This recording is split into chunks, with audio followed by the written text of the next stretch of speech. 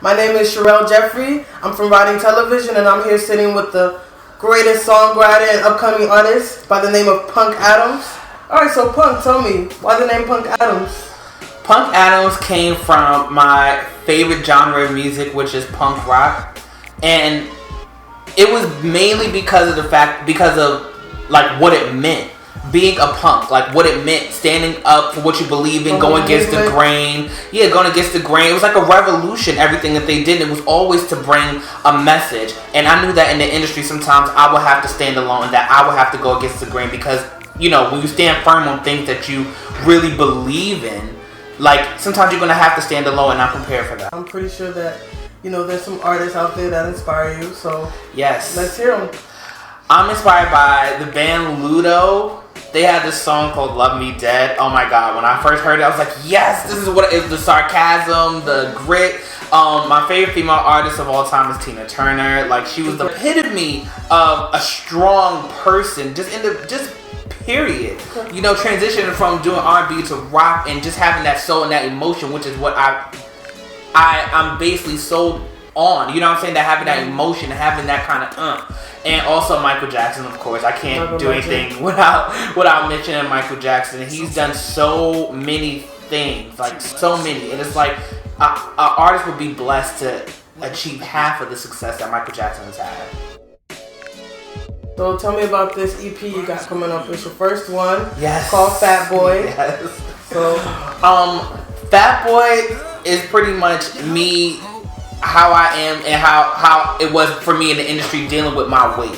I was told a lot of things about my weight and how I had to look like certain male artists that I wouldn't be able to make it because of my weight. So Fatboy focuses on my emotions, going through all of this, and me in my process trying to change the way that door is formed, so that different people could walk through and not just the same kind of thing.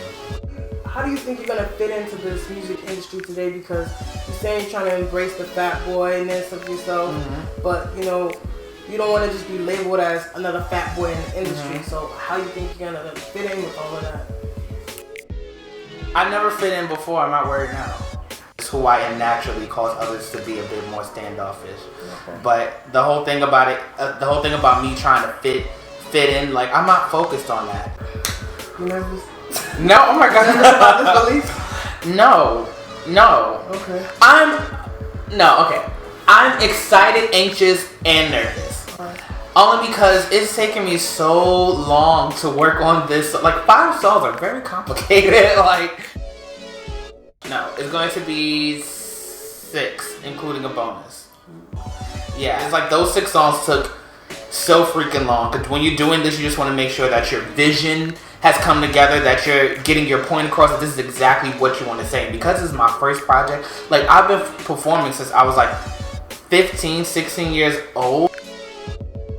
And it's like I've never put anything out. And to put this out finally, God, I can only imagine it's going to feel so good when it's finally put out that I exist in this world. Can we expect any big collabs, you know, with upcoming artists? You know, yes, you can. I want to get some leaks. I have some amazing family on this EP. I handpicked. Like, I made sure that everybody was like close. That I was close to them in some type of way with when it came to like their music, our relationship, because that kind of vibe shows on music that it's not forced. It's we feel this, so we did this. I have not just business. There's a connection and a relationship. Exactly. I have Chris Watts on there. He's going to be featured on my first single, "Take Me Ganja."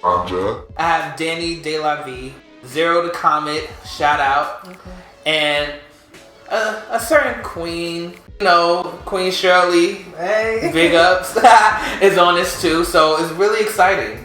So what's gonna happen after releasing any tours, upcoming shows? You know, where you gonna be based at? After I drop this, I think I'm just gonna take a deep breath and see what the heck happens. Once it's put out there, then the videos are gonna follow up, then the shows are gonna follow up. But for right now, mission number 1 is to put it out. I can't even think about what's next. How you gonna deal with the critics? The same way I've always dealt with them.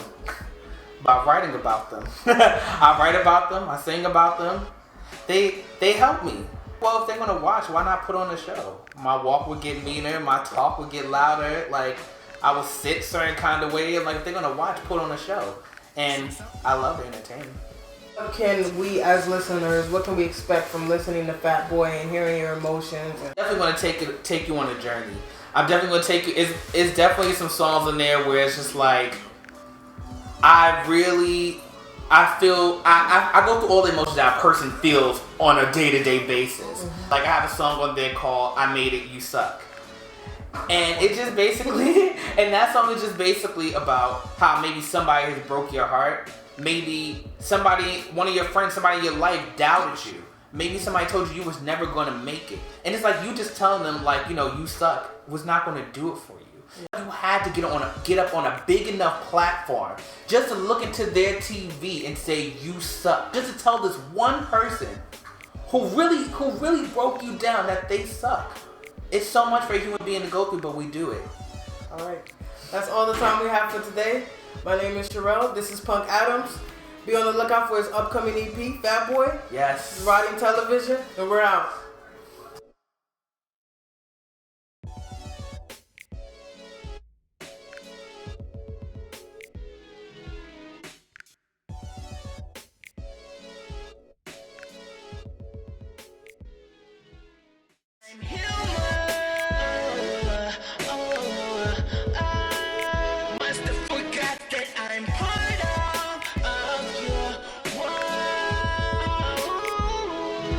Didn't come from planet Mars. I wasn't programmed for your eyes. I'm only human. Oh yeah. Must have forgotten.